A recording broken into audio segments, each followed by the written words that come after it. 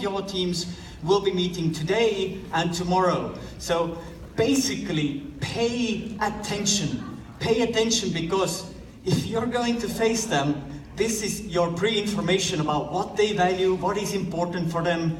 You will get a really good head start for the whole conversation if you listen carefully. And as I mentioned, some of the teams might get personal consultation. To be the quickest one on the stage, come closer. Ladies and gentlemen, let's announce you the panelists.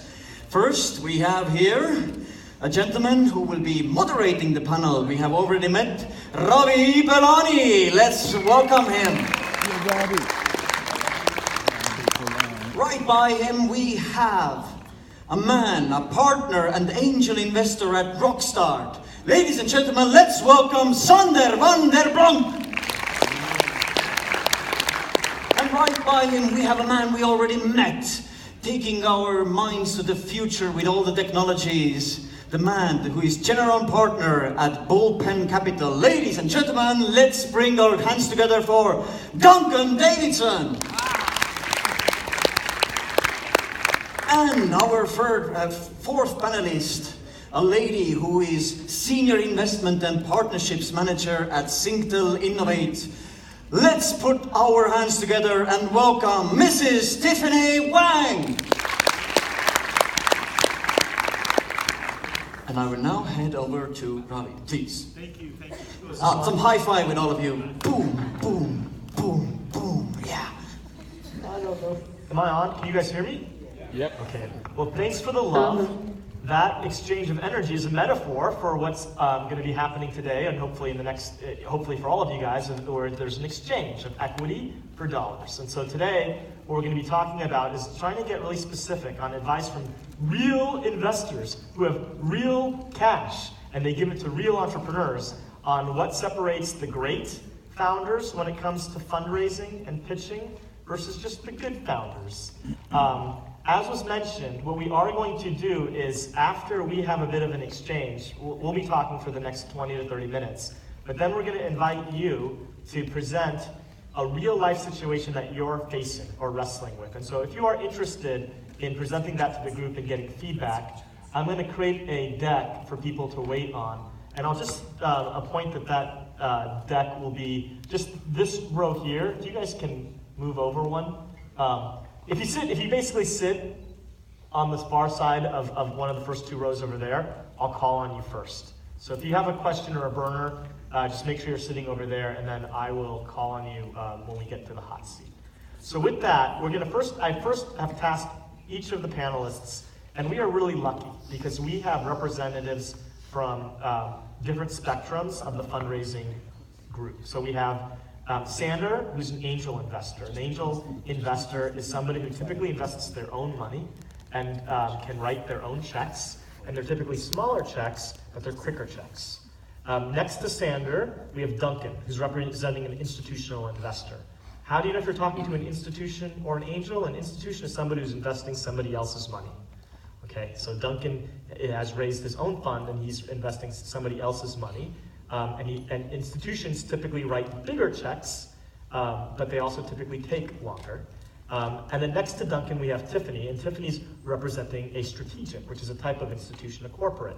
And corporates will have Tiffany give us opinions on that, but the advantages of corporates is sometimes they're more strategically motivated, and so they're looking for things that are different than the traditional VCs. But then the drawback is that sometimes you might not want a strategic overseeing your business. So we're going to be having each of those perspectives given. I'm going to then ask a couple questions, and then we're going to have you guys do some hot seat. Does that make sense? Yeah. Okay. So we're going to kick it off with Sander, and I've asked each of the panelists to share their insights, especially any wisdom that they wish they knew if they were sitting in your seat right now. So. Love to. Oh, so good to meet you. Last year I was in Nice, this year I'm in Turin, and I must say the energy is much better here than in Nice. And apparently that's also the reason, if you recall the course of events, the set course of events that happened last year in Nice. But that said aside, once again, Sander from Amsterdam. Let me tell you a little bit about my background. My background is at the intersection of marketing, technology and innovation. I had my corporate life, but in 1995 I became a technology entrepreneur and investor. starting and leading a number of digital companies and agencies. And looking backward, I really had my successes, but also my fair share of lemons, and that's where you get your grey hair from. Currently, I'm a partner at Rockstart. Rockstart is an accelerator company based in Amsterdam. We work with startups in narrowly defined segments, such as segment tech and health, tech and energy, but also in artificial intelligence. And I had the corporate practice, meaning that I work with corporate companies that would like to engage startup companies for bespoke challenges, and then we run all kinds of programs with them.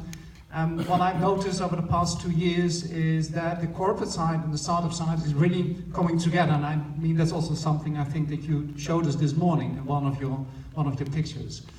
As to the investment side, I probably indirectly through Rockstart Investment Vehicles participate in 87 startup companies nowadays, but I also have my personal holdings, and currently I do approximately 1 to 2 deals a year, no more. The reason is I became quite picky. There are really good startups out there, meaning you can really check, select, and find something that really matches your needs. And I do small ticket sizes, as Ravi was saying. My ticket size approximately is 100, 150K in first instance. But apart from the money, I also put in a lot of sweat equity, meaning I spend a lot of time working together with startups in the first early stages, because that's the stage I mostly participate in. And I must say, if I would like to share some wisdom over the past 20 years that I've been into this space, I always remember this Danish philosopher Kierkegaard. I'm not sure whether I pronounce him correctly. Sadly, he died in 1855, if I'm not mistaken. But he so lucidly once said, life must be lived forwards, but is understood backwards. And despite all the wisdom and all the logic that we hear, I found that investing is a lot about magic. And apparently we're trying to balance the wisdom and the magic, but I have not come across as yet of this golden approach of this cookbook. So there's a lot about gut, stomach that you have to put in selecting, and finally in writing the check. Look forward to today. Thank you, Sander. Okay. Well, the question is, the question is, how do you really grab a VC's attention? What makes the best founders and pitches look better than everything else? 3 things. Number 1, the grabber. Number 2, the mastery. And number 3, the moat. I'll talk about all 3. And I'll eventually talk more about bullpen. So the grabber, most people get taught, I don't know what you've been taught here, this is the problem we're solving, this is our solution, this is why it's going to be huge. It's a linear presentation. There's nothing wrong with it, but it can get god-awful boring. You're on our side of the table, pitch after pitch after pitch. We've all got a great team. It's all a huge market. We've all got a wonderful technology. And after a while, it all gets blurry. So what I have found the best people do is they come up with a grabber. Why should I be interested in this? Start with that. Don't do the linear presentation. It's amazing when it occurs. And sometimes the investment thesis hidden behind the grabber is complicated. They have to spend some time on it. Sometimes it just slaps you in the face. You go, holy shit, you thought of that? And it's great. So start with the grabber first, and when you get their attention, then you can wander through the boring linear presentation, which they're now open to listen to. By the way, if you ever pitch a VC, because of the smartphone or the laptop, half the time they're doing something else, as you're trying to pitch. So you want to really grab them, in the sense, grab their attention. Don't let them get away with fiddling. Like, you guys, what are you guys doing here? These are words of wisdom. You're on your laptops. Forget about it. You don't want them to do that. Number 2, the mastery. The biggest failing a founder can have is not really to have mastered the topic and get asked hard questions and go, doesn't work. We had this woman named Tracy, and her company was TradeZ. I'm sorry about that, it's too close. And she was in the business of sharing women's clothes. It was like thread flip, rent the runway, take clothes out of one closet, sell it to somebody else, or rent it out. And she had a new innovation on it. The woman was absolutely awesome.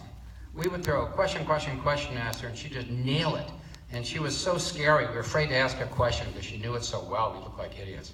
But that's what you want to see. You want to see total mastery of the topic, the business, an understanding that's quite profound. If the individual presenter doesn't have it, in the room will be the team member. Oh, Sally knows how to answer that question, and she's got to then let it rip and answer the question. The moat, number 3. There has to be some reason why you have this defensive barrier. A moat is that water around the castle.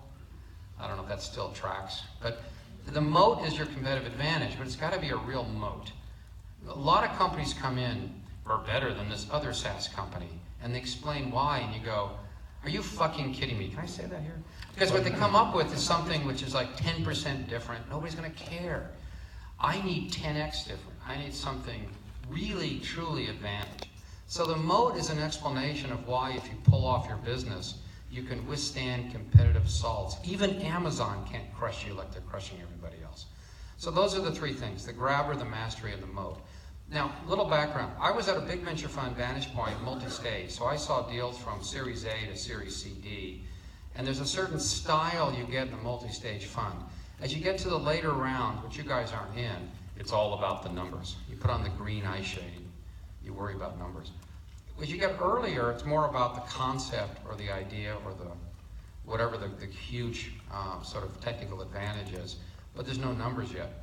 When we started Bullpen, we had this interesting phenomenon. I showed you the chart of how the 1,000 venture funds have become 100. That was the dying red line, and the cool blue line was 20 or 30 seed funds becoming 300. The economics of venture spoke the following way.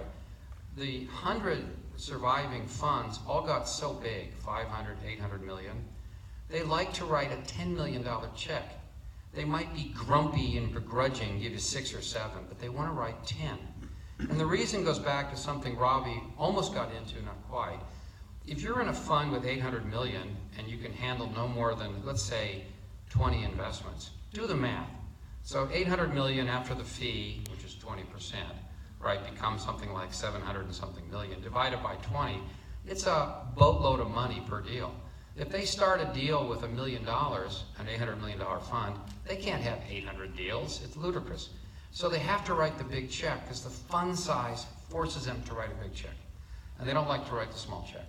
But the seed funds, the super angels, they love small checks, like 100,000, 250,000. So you have this gap between a seed round of $1 million, $1.5 million, and an A round of 10 million, 12 million. That's a huge gap. People thought, oh, I can raise $1 million and then raise 15. No, you can't. If you're a star founder, maybe, but in general, that's failure. There's usually a step in the middle of 3 or 4 million. And what we saw in the marketplace was that the big funds had walked out of that space, and the small seed funds, that was too big for them. So that's what Bullpen did. We call it post-seed. It could be called small A. Now, the reason I go through all that, in part, is we decided to innovate in venture. We tried, that's our grabber was, we do the post-seed, nobody else does it. Okay.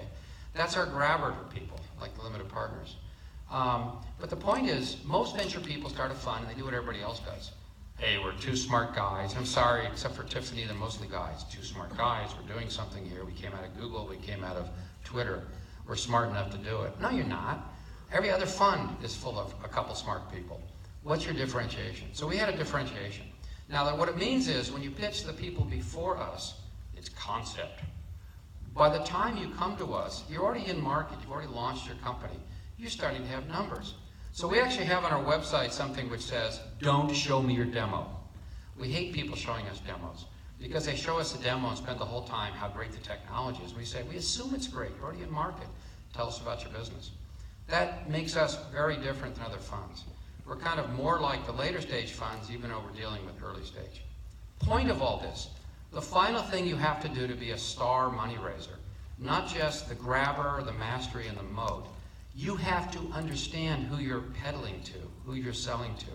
The venture people all have websites, all have blogs, blather and talk on and on about how great they are. You can read all that stuff and figure out what they're looking for, what their style of investing. They may be a mismatch, don't bother talking to them. Or it may be you can go in and tune your pitch to what they need to hear. And that fourth thing is probably the most important thing you could do for everything I've said. Tune your pitch to the audience you're pitching to. That's great. Thank you, Duncan. Tiffany. And who are you, Tiffany? Make sure. Who am I? Okay. Yeah. So I'm Tiffany Wang. I'm with Singtel Innovate. How many of you know where Singapore Telecom is? It's a very small handful. How many of you guys have cell phones? Okay, most of you. Okay, so Singtel is there. We're the largest telco. So they're sort of like the 18. Hey, what is the telco out here in Italy? In Italy, like in Italy, Vodafone. Italy Telecom. Vodafone's everywhere. Anyway, so we're the largest telco in Singapore, but we also own Optus, the second largest telco in Australia, and we're majority stakeholder of several other telcos throughout Southeast Asia. So I come from the investment arm, an investor with Innovate. It's a $250 million fund that we invest out of. We've done about investments in about 70 companies. We're stage and vertical agnostic, meaning you don't require a strategic tie to our business unit to work with us. So we make the investment decisions are different than the business decisions. And we do, our smallest check has been $250K all the way up to 20 million. And any advice, what separates the great founders when they pitch to you versus the good founders? The great founders. Don't tell me that there's no competition. That drives me crazy. I think that drives everyone up here crazy. But I think a really great founder is someone who can actually listen to feedback. It's our job up here to actually help you grow your business. And sometimes when we're giving feedback, we don't need you to have the perfect answer. That's what we want to work on together. So you can have an answer, but please, and people are going to give you a lot of advice. So, we're here to share and solve the problem together. So talk to us, we're humans. Don't talk at us, because I know you guys have been practicing this perfect script. We actually just want to figure out how to solve problems together. The second thing, a piece of advice, is trust yourself. And there's going to be so many people who will give you so many different advice. At the end of the day, this is your startup, and you're in charge of it, right? So figure out how you want to make decisions and stick to that. Any other advice you want to share? Okay. So I'm going to ask a couple questions, and then I'm going to invite you guys to come forth with your questions or situations. So the first one is, how do you know if you should start thinking about fundraising? How do you know if you're fundable? And when should you take your head up from working on product and start thinking about going out and talking to investors? Sander? Do you know? Oh, anybody. It's open for anybody, but I'm going to cold call. Sander was daydreaming. Let's start with him. Okay, Sander. I have to daydream. The guys, I've been in your shoes many times, and often someone approaches me through LinkedIn or any other means and say, hey, I've got this great idea, I've got this team, and working on this and this. And we need a bit of money to bring it one step forward. And then I usually say, well, why don't you come back when you show me some early numbers, not the financial numbers, but at least a proxy for traction, as we call this. And you might want to have a demo, or you might have a piece of software, but at least show me that there is a real interest in there. And then sometimes they come back and they substantiate their request for money, and then the question I ask them and say, okay, why do you need money? And then often they go silent. They said, yeah, obviously we need to pay our salaries. I said, have you put in money of your own savings? And 8 out of 10 say no. And the reason is because they don't have any money left. Because in most cases, maybe also in your stage, there's no money. And that's the first kind of pain point I'm seeking. I'm seeking people, and when I talk to startups, I always come well prepared. This captures maybe 20 years of history with a lot of questions, but the first series of questions I ask is about passion and commitment. I would like the team to show their commitment, and often I also request their commitment in a financial way. You have to bleed, you have to feel that there's a sense of urgency in making your dream a success. And then I'm willing to put about maybe a little bit of money to pay a small piece of your salaries. But that's the first kind of thing I search for. I Do hope you this need answers. traction? Do you have to have customers, or can you fundraise before you have traction? Yes, but attraction is I mean, you don't have any financial numbers, but for me at least, I would like to have a bit of proof that you're solving a problem and that people actually search for the solution that you're bringing to the market. And does that proof have to be customers, or can it be something? When would a founder say, I have enough proof? What's the minimal requirement? Difficult to say, but at least I would like them to show me that they talk to potential customers, that some of the potential customers say, I have an interest in this, keep me posted. Okay. And maybe some of the customers is willing to co-create while you're still working on your offering. Yeah. Other thoughts, Tiffany or Duncan? The general answer is 6 months before you need it. The Silicon Valley, the pacing tends to be 18 months of money. So whatever you need, you get 18 months worth of it. And so after 12 months, you have to start thinking of raising more money. The timing on that is just that it takes a while to raise money, and if you get really close to the end and getting squeezed, you get a worse valuation, because the venture side at some level have no heart. We're trying to make money, right? Money's got no heart. There's a building in San Francisco, the Bank of America building, and there's a statue in front of it, a giant black blob. It's called the black heart of the banker. So anybody in the money side, money's got to answer to money. So we'll squeeze you, so don't get squeezed. In terms of the other side of the pacing, Silicon Valley is a wonderfully unique place. It's such liquidity of money at all kinds that it changes the character of people's thinking. When you get further away from Silicon Valley, the liquidity goes way down, and the startup culture is quite different. So I know a lot about Australia. In Australia, they tend to give you money and hope you get to break even on it. And it's like, in Silicon Valley, you walk in with a plan to me, and we're going to get break even in 18 months on your money. And I'm going to say, that's really interesting. Why don't you go down the street and talk to the next idiot? We don't want you to get to break even. We want you to grow to be $1 billion company. So it's the wrong pitch. Around the world, that's often a good pitch. Bullpen itself, post-seed. So usually there's $1 million, $1.5 million, sometimes $2 million in before us. Usually the company's about 18 months old, that 18-month rule. Sometimes 12 if they're smart, come to us early. And we watch the round after us, the so-called A round. We have really good market knowledge of how the A round people invest. And it's actually very funny. I get on panels with some A round investors in Silicon Valley, and they're being asked, how do you value a company? And the A round people sound like, well, we pull a number out of the air. It sounds like black art. And I laughed at them and said, well, let me tell you how they invest, because I've been watching them. And I'll give them very precise metrics. So for example, if you want to know, in a SaaS company, you want to get to about $1 million of booking. SaaS? So don't slow me down here, Rob. Okay, sorry, go for it. In a software company sold as a subscription of SaaS, you would do about $1 million of bookings in a quarter, and you're on a $4 or $5 million run rate of future revenue, you'll get 10, 12, 15 million on 40 pre. I don't know if you've been taught what that means yet, but Robbie started to earlier.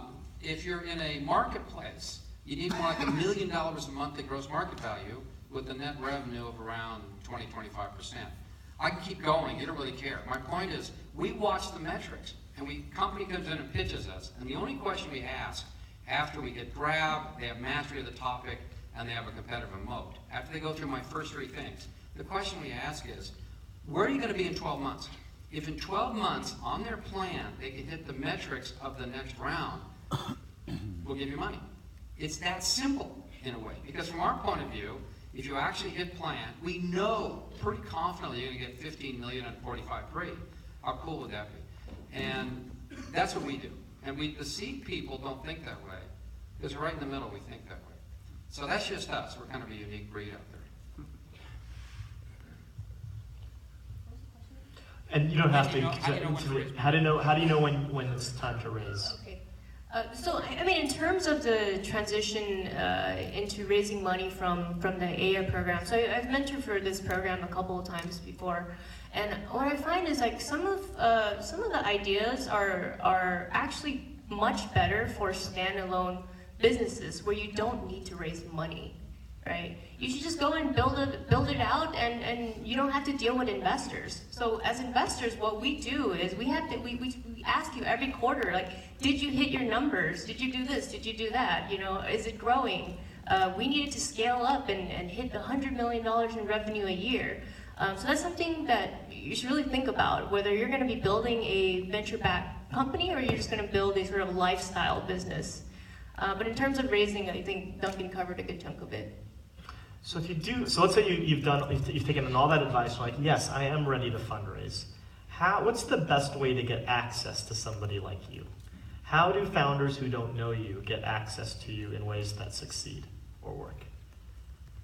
So I think one of the best ways is actually through introductions. So if Duncan and I were like, we share leads, right? He sends me someone, it's a terrible company, I have someone to blame, and vice versa. Yeah. And so how do they get the connections to get to you then? Through introductions. Yeah, I understand. So if somebody doesn't know you, Tiffany, so if I'm sitting in the audience, I don't know you, or somebody who, how would they find the connection to get to you? So I think that's where you have to get creative and you do networking. It's somehow to just grab our attention. I actually get a lot of sort of cold pings from LinkedIn, but the way you frame it up, I'll answer some of them, but I tend to like the introductions from people that I trust more. So you network. It's a very, very small world. So you know Ravi, right? Ravi knows. Yeah. So one thing is you can see how you're connected to Tiffany on LinkedIn, and then find the connections, then go to those people. Or you can look at the portfolio companies that Tiffany might have funded, and sometimes it's easier to get breakfast with the founder of another portfolio company than a VC, because founders have founder empathy. And so they might want to talk to you, and then you'll get to know the founders of the portfolio companies and then have those founders introduce you to their investors. Or maybe there might be a certain lawyer or a service provider okay, so that's, yes. All that's true. Let me give a more hard-nosed answer. So yes. In Silicon Valley, the social currency is trading information. So if I refer a deal and it sucks, she's not going to take my referrals and my social cred has gone down. So what this means is there's a whole culture around that. So for example, lawyers used to be a good referral, now they're awful.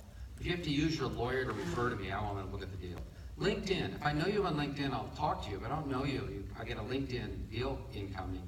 I know, you gotta be kidding me, this can't be good, never's good. So some of the channels don't work. The channels that work are, the best channel we have is to get a referral from a founder we know. A founder we know and trust, a really good deal, take a look at it. Or we have a couple people that hang out with alchemists, Ash Russ, for example.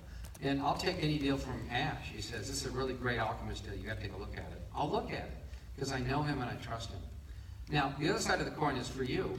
I would say there's 3 roles your startup has to have, and just to try to make it funny, I call it the hacker, the hustler, and the hipster. All right, the hacker does the code, the hustler's got to hustle for the money, the hipster makes it cool. So, usually the design person.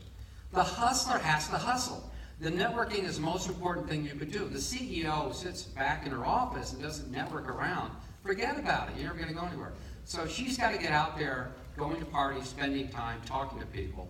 It's a lot of hard work. So if you want to be a CEO, sign up to be a hustler. That hustler then has to network. So you want to get into Tiffany, you could probably find me, but you got to know we're connected. More likely, you talk to portfolio companies they've invested in, innovate, and you get a referral that way, and that's the warmest lead. Final comment. It's often thought of that a VC should be, you talk to a VC, I'm not going to do your deal. Oh, can you introduce me to other people? That's usually a horrible thing. Let me tell you why. If a VC sends me a deal or I send them a deal, the first question they ask is, are you going to invest in it?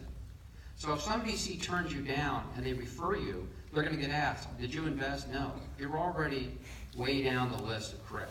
So that's almost the worst referral. In my world, post-seed, if a seed company says, we have invested, we think this fits your sweet spot, take a look. I'll take a look. They put money on the table. If an A-round fund after me, and we know some that do this, like Greylock will say, we love this deal, but we can't invest yet. Would you park it for us, take it along, we'll come in a year from now. We'll take that very seriously because they have done that. But in general, VCs are bad referral sources to other VCs unless they put money in. Angels are good referral sources. Sander puts money in and he refers a deal to me. He's got money on the table. I'll take a look at it. Sandra, any other thoughts on how do people get access to you? What's the best way? Very informal. It's as you said, probably the higher you go, maybe there's more formality in informality, I would say. But for me, it's quite informal. You call me up or you send me an email. Even if they don't know you? Yes. You'll respond if you get a cold email? Sure. Okay, there you go. So there's a bunch of different paths to pursue. One, you got a lot of love for that. Yes, and don't be scared of the cold emails. Yes. Everybody's going to be vying for that one annual or 2 annual checks that Duncan writes. So, final question. I'm going to have you guys come forward. So, if you guys have a question that you want to pose, start to make your way down and go down to those seats. This is like any classic entrepreneurship: no risk, no reward. So we have the brain trust here. You're going to get privileged time with these smartest minds. So sit there. Final question is, can you give us an example of the last company that you funded that might have been very early or young? So something that sort of fits the demographic of the audience here. And what made you, if there's anything might be hard to see on paper about why you loved that company, about what made that company stand out? Any examples? You don't need to force one. If there is one you want to share, please share. Tiffany? So I have one. I just finished this deal. It's a company called Airspace. It's actually a anti-drone company. So do you guys know what drones are? So this is a drone that actually shoots out a Kevlar net and catches the other drone that's intruding. So we did a I think it's kind of cool. But it was a seed check. It was very early, and we moved fairly fast for corporate. I think we closed it in 2 weeks. We were really in love with the technology. They haven't generated revenue yet, but the tech was really cool. We went out there, saw a demo. It actually worked. So yeah, it was the tech. It was the founding team. Like if that was what made the tech so distinctive for you versus a good but not great company? How do you know when the tech is great versus? If that was the compelling reason, if the tech wasn't the compelling reason, if it was the market or the team, for those, what made it compelling versus something that didn't get the check? So we really liked the team, and what made the team really likable? What specifically? So I think there were a couple of guys who just were really in love with what they were doing. So I think 2 of the guys, they've already sold companies, so they didn't really need to make money, but they were spending so much time on building this thing. I call that my boys and their toys group, right? And they were literally they got together in a hot tub and they were just like talking shit, and they came up with this idea, and then they spent some time and actually built it, right? And then they decided to raise money. But what we were really impressed by was, so when you're catching another drone, there's all these like crazy ideas that's out there. Like they were sending eagles out, you want to shoot it down and all this stuff. But with Singtel, we actually have a large customer of ours is Changi Airport, and we also do a lot of government contracts. So we need to protect the prisons, we need to protect the airports. So there's a lot of tech that we've been seeing that is dealing with detection. They're going to tell you, hey, there's a drone. But the problem is, like, what are you going to do when you know that there's a drone there, right? Like, you can't do anything. So we've been trying to find a solution for a while, and we found there's one way where, like, you can sort of zap it down, but if it falls in someone, you get in trouble, right? So this is one of the very unique technology where, like, they were able to capture it and remove it, and it's going to be tethered to the drone. And I think it shoots out a parachute if it's over like up to 200 pounds. So we thought that was really, really That's cool. really cool. And I think one takeaway on this is, part of your job as a founder is not necessarily to try to convince a VC to invest in you or an investor to invest in you, but to find the investor that's looking for you and doesn't know that you exist. So part of the genius here is that Singtel was looking for a solution, and then this company emerged, which obviously also checked off all the boxes. Thanks. Any other companies you guys want to share? No? Okay. Whatever you guys want. No? About half our founders are first time, and a lot of them are millennials, and then the other half are multi-time, and most of them are Gen X. So I've gotten to know millennial versus, you're all millennials, I take it, right? No, Gen X. Gen X. Gen Z? Gen X. Gen X. Oh, you guys are Xers. You look like Xers. Thanks.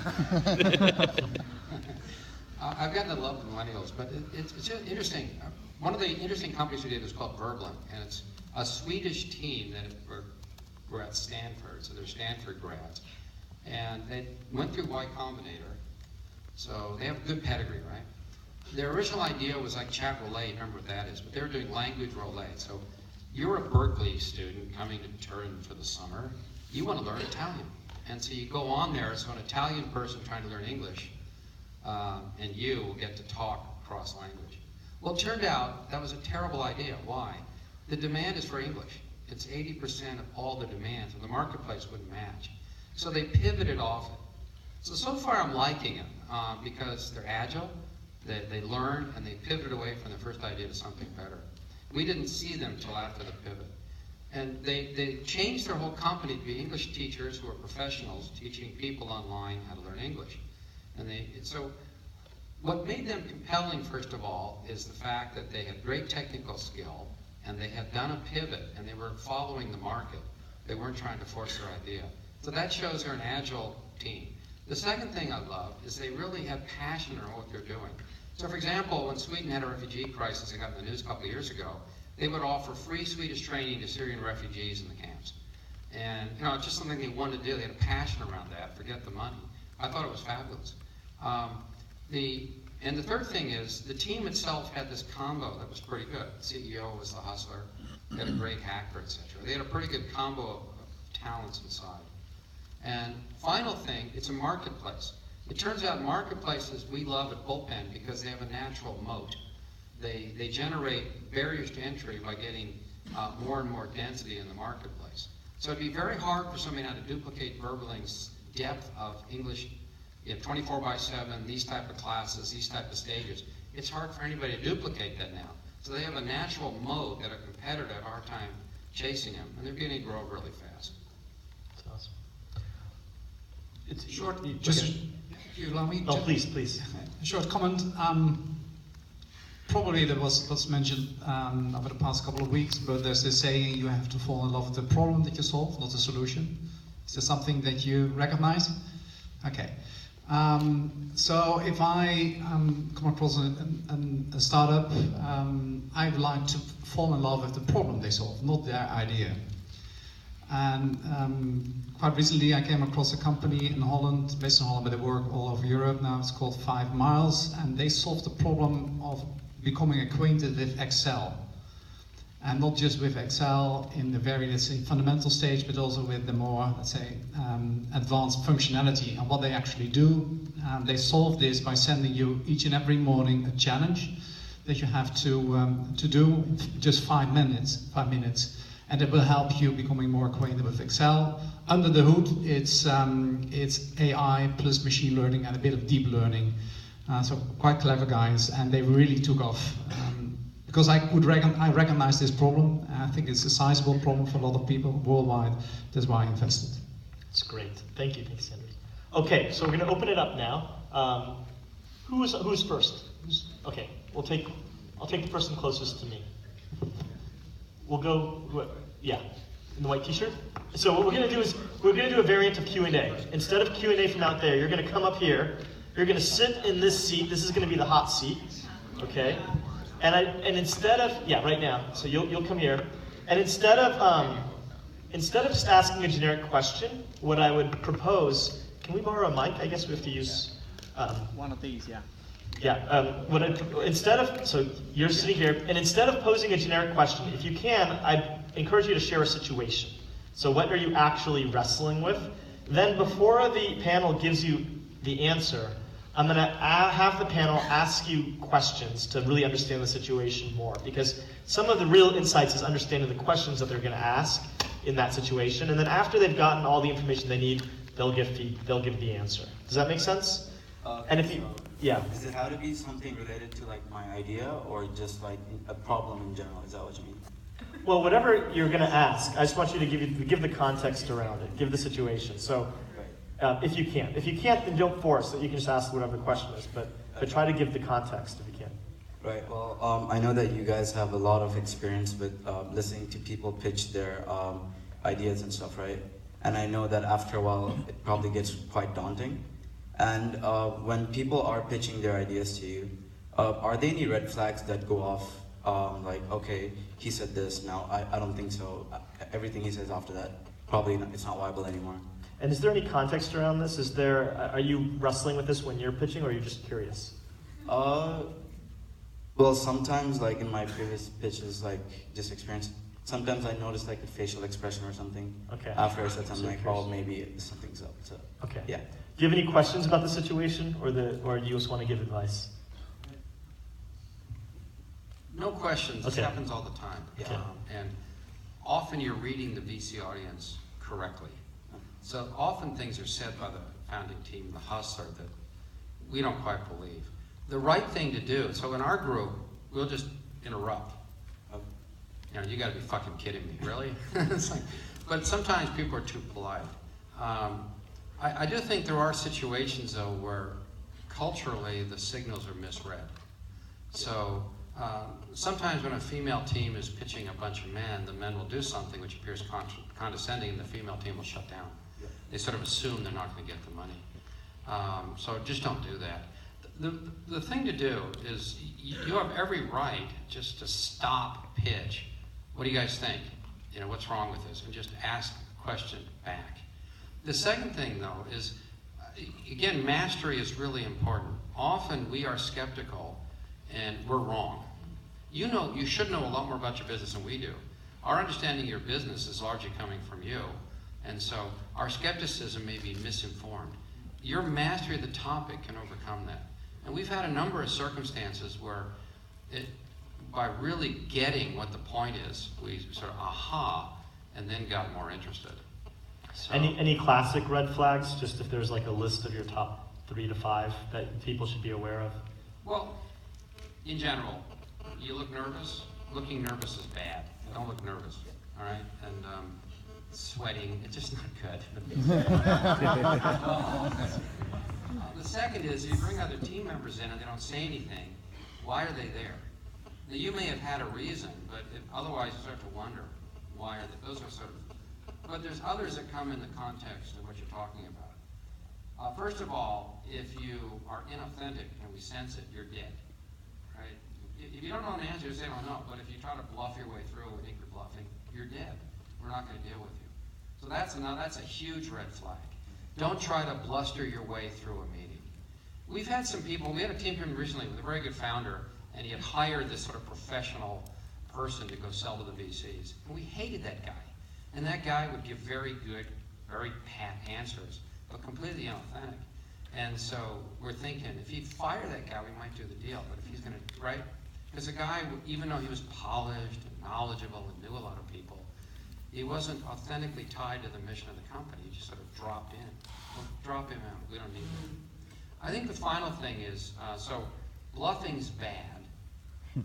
Lying is completely bad. Or saying something that's simply inaccurate, we know it. So bluffing's one thing. We know you're bluffing. We can tell. Another thing, though, is if you say something flat out wrong, you're just dead. So don't do that. You're better off being unknowledgeable and I don't know than trying to bluff past it. So let me put it one more way. The VCs are pretty good at reading people. Like one of the techniques that a VC would use is to probe with a bunch of questions. And a lot of the questions are leading questions. Why don't you do this? Why don't you do that? And we're trying to see if you walk down a pathway of stupidity. If you believe in what you're doing, you wouldn't want to do that. But we're asking a leading question to see if you believe or not. So we're probing to find out areas that you really believe and understand and areas you're bluffing on. And if your reaction will tell us which is which. Okay. And so don't do that. That's great. We'll move forward. Thank you. Did you guys have any other burning pieces of feedback? If you didn't, yeah. Just a short piece of advice, maybe. I would like to lend Duncan's analogy he used this morning. In the stage that I am, I look, apart from all the, I mean, I have to understand the problem, etc. But basically, I look at 3 aspects: team, team, team.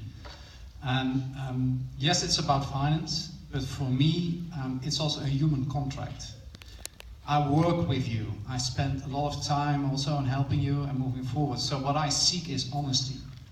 And that's something you can really also see in someone's eyes. For me, that's most important. Thank you so much. Could I feed off what? Is this a question on this? Yeah, I Yeah. just want to ask Duncan. So if you're in a situation where somebody, like say Kevin O'Leary, who interrupts you and tries to shut you down, do you just keep going with your pitch, or do you like try and counteract what he's saying? Did everybody hear that? So the question was, if a VC is trying to shut you down in the middle of the pitch, do you just do you counteract, or do you just keep going? Is that the idea? Yeah.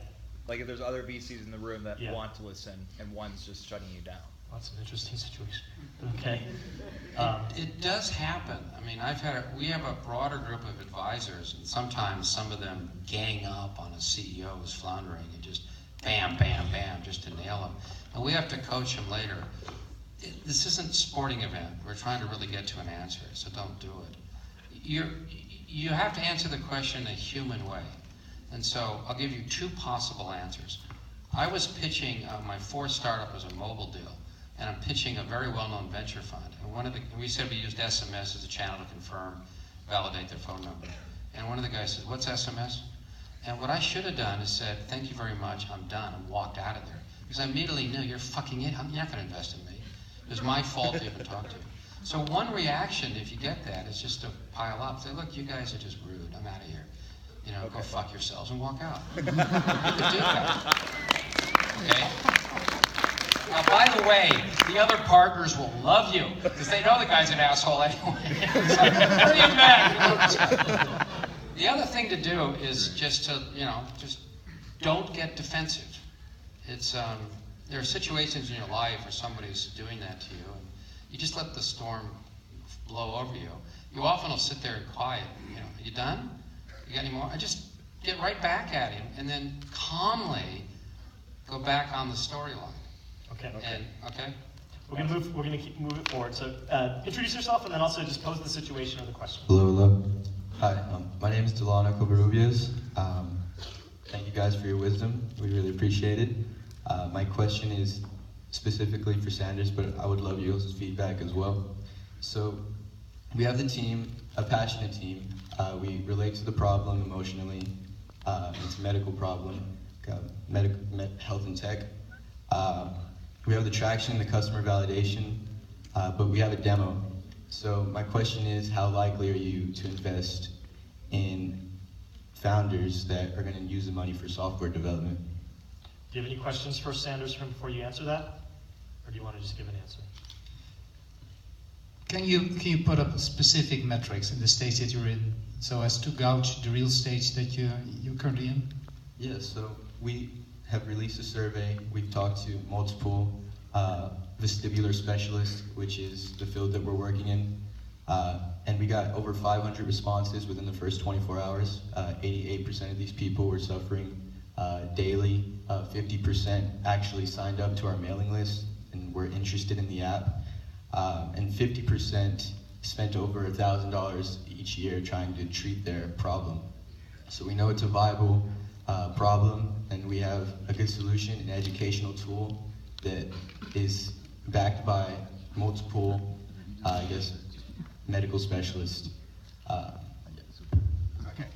So one of the things I would like to find out is as to whether you try to establish some sort of a new category, or whether you can frame the market as is, meaning it's the sizable market. Probably you come across these terms like Tom, Sam, and Son, etc. Some of the things I would like to find out. And the other thing I would like to find out is, are you solving something in silo, or is it a real chain kind of solution? Especially in healthcare, if you push here, then then another side, something else might come up because there are chains involved in this. Meaning that in health tech, it's quite difficult to innovate if you cannot align or secure that all the other parts in your chain like your idea and that they are also willing to adapt and switch. So that's something I want to find out.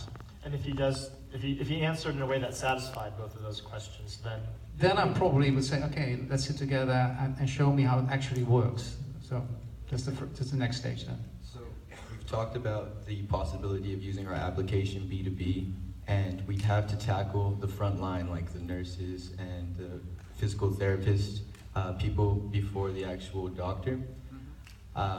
You don't have to give them the answers to all those things right now, but I just wanted to make sure that we got the learning. You guys can follow up separately one-on-one. Absolutely, I would love to, Sanders, if you have the time. Yes, okay. Thank you. Who's next? Who's next on that?